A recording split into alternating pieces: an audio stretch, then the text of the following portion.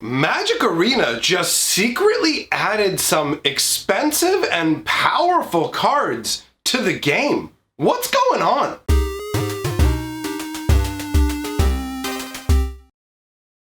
Greetings, owners of fine luxury cardboard rectangles. Woke up to something interesting going on today, specifically with Momir. Now, before I get into that, I just want to cover something that's been cropping up recently on my channel, and I don't know if it's because YouTube has changed the way that it does notifications. I don't know what's going on, but here's the scenario. People are coming to my videos and complaining about deleted videos. I'm not deleting videos, guys. What you're seeing happen is you're getting a notification for a live stream, and I think before the notifications used to say the Magic Historian is live, and then the video, like the live stream link. But I think maybe they've changed the way that they show them, because the number of comments showing up where people are like, hey, stop deleting your videos. I missed your videos. Or someone's like, this is very unprofessional. And I'm just like, I'm not deleting videos. I just don't have live streams scattered all over my channel. So hopefully that clears things up. Now, let us get back to the subject at hand. There have been a whole bunch of cards added to Momir. I have a list here, and since there are some people who get really annoyed when I look away from the screen and read off the screen, let me take it up a notch. You don't like it when I do this? How about if I do this? How about if I do this? I'm not even looking at you now. How's it feel? Furnace Dragon, Kuro Pitlord, Jin-Jitaxis Core Augur, Iona, Shield of Ameria, Barbarigamos! I gotta turn around for that one. Barbarigamos! Enraged! Baleful Force. What else? Oh, don't point. Hold on. Unprofessional. Look at the screen. Bedlam Reveler. Hoverguard Sweepers. Dragon Tyrant. Stratodon. Ulamog. Oh God, why is he off the screen? He's so unprofessional. Oh God. Ulamog. Gigantomancer. Crusher Rhinos. Grizzlebrand. Grizzlebrand. We've also got Scaled Worm. That's terrible. Blazing Archon, Tidespout Tyrant, Colossus of Sardia, Fire Dragon, Demon of Deathscape, getting my exercise in at the same time, Thing from the Deep, and Dread Cacodemon. Cacodemon. All right, so that is the list of cards. Now, there may be some more that are not included. Don't get off the screen, chair. They're going to know that I was sitting in the chair all unprofessionally. So, this is an interesting rogues gallery of Magic cards. So, what's going on? Well, there's a couple of schools of thought on what is happening. Now, some of you may remember that recently, with the whole introduction of the historic concept, the older Magic card format that Wizards of the Coast is trying to pretty much discourage us really from being too hyped about, they talked about bringing in a whole batch. So like, we're gonna bring in like, we're thinking about bringing in about 20 cards into the format at any given time. But the thing is, they tossed around ideas like Brainstorm, Dark Confidant. I think Grizzlebrand might have been on the list as well. So people are wondering, hey, is this what they're gonna add to historic? And did they change it to like a more wonky mix because they're unhappy about not getting to do the 2-for-1 wild card, so they don't want to make too many appealing cards for the historic format? Like, people are looking at it going, well, it feels like they're adding them in for the historic format, but at the same time, they don't feel good enough for the historic format.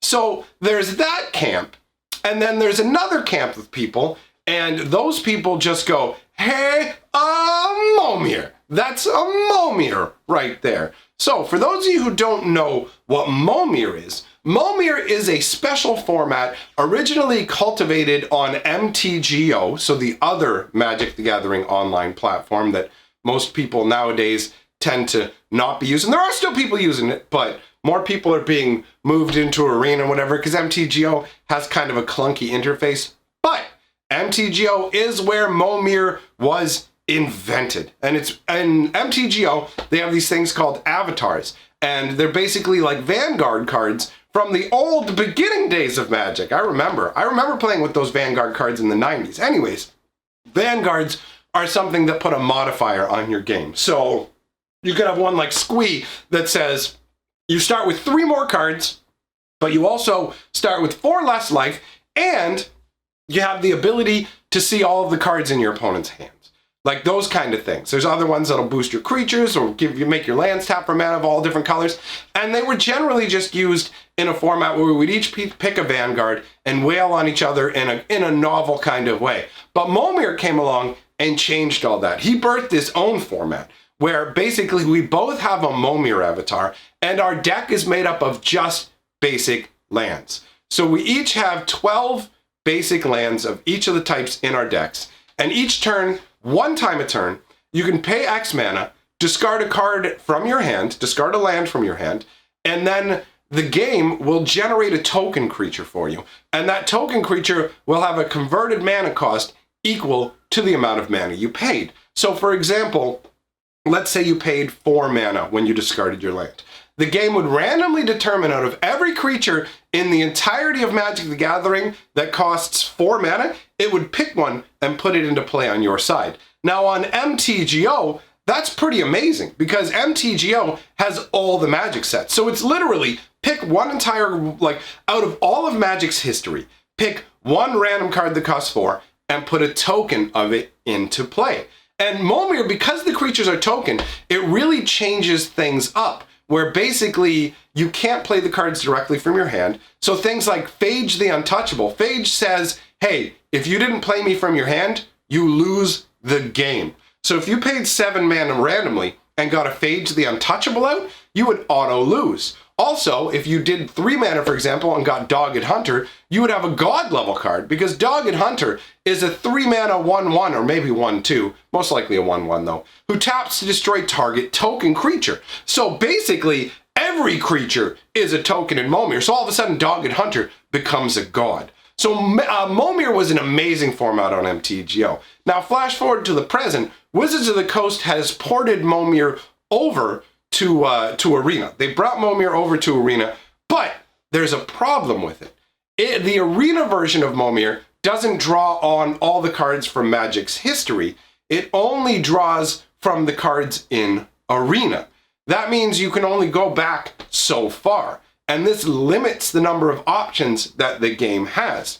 And Momir's all about a diversification of creature options. So when it came down to playing in the Momir event, what you would find is people would race to 9 or 10 mana, and the games would play out pretty much the exact same way, where you're trying to get 9 mana so you can put out Zakama, or you're trying to put out 10 mana so you can get to just every turn making an indestructible Imperious Great Worm, right? And that was exactly what you would get. There's literally only one creature that costs 10 mana at all. So we have a scenario where Momir isn't nearly as vibrant as it should be. In fact, it's fairly dull compared to MTG Momir. So there were people who surfaced to the idea that this list of cards here was maybe it's for Momir, right? I mean, when you look at the cards, they go, maybe it's for Momir because there's a lot of expensive cards in here, right? Like you've got a lot of high casting cost creatures, but then people turned around and said, look, it can't possibly be for Momir because there are cards in there that are like useless in Momir. Like Iona Shield of Emeria, when she comes into play, you pick a color and your opponent can't cast spells of that color.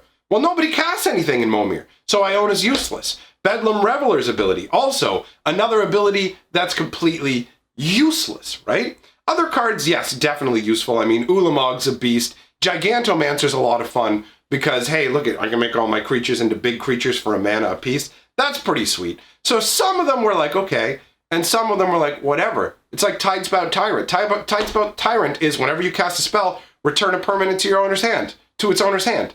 So how is that supposed to fit into Momir? But other people countered back going, well, look, Momir's always had useless cards. Look at Phage. When you did 7 on MTGO, you had a chance of getting Phage and just losing the game. You also had a chance of getting a Platinum Angel, which would make it so you couldn't lose the game. So Momir's always had sort of these useless cards, or not, sometimes useless, sometimes diminished. I mean, Tidesbound Tyrant and Iona's abilities are irrelevant when you put them out, but you're still getting a 7/7 or an 8/8 flyer respectively, as long as I'm remembering their power and toughness correctly. Tidespout Tyrant, I believe, is 8-8. Iona is definitely 7-7. But either way, you're getting a fat body with those, so there's not truly any, like, dead cards on this list. There are less optimal cards, but what's really telling about it is the casting cost on all of these cards are massive.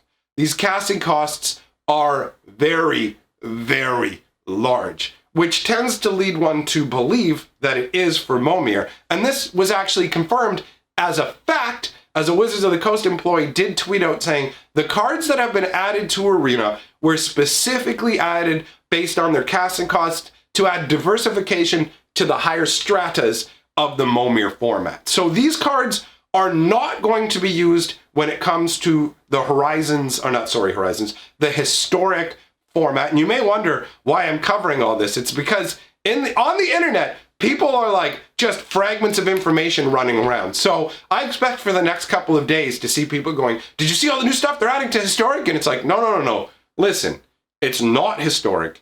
It's 100% added for Momir, and it's just added for mana diversity, which is a good move in all honesty, because I like the Momir format, but I found it to be pretty tedious, the race to Imperious Great Worm, honestly. I mean, it was a little bit different when they had the Momir event where you could also end up with Planeswalkers in your hands. It made the Momir event a lot more random, which I liked, but it made it harder for other people who like a certain level of consistency. But even then, it tended to become a race to Zakama or the Imperious Great Worm because they were extremely hard to answer. And with adding in like 20 new cards in the upper stratosphere, I don't think there's anything that costs less than 6 here. Most of it is like 7, 8, 9s with a little bit of 10 action mixed in as well. So you get some more, like, you might get an Imperious Great Worm, or you might get the Dread Demon, which actually isn't going to do much for you. It's a big body, but it's not indestructible. You don't get to trigger its ability. So there's a difference that way. Overall, I think this is an excellent choice. If you're curious about Momir, the format is actually, it's always available on MTGO, but it's currently available on Arena right now. The Momir event is underway. It has started today, so feel free to jump in on that goodness. Speaking of goodness, I want to thank all my patrons and channel members for supporting what I do. I appreciate you very, very much. Thanks everyone for coming and hanging out with me, and I look forward to seeing all of you tomorrow.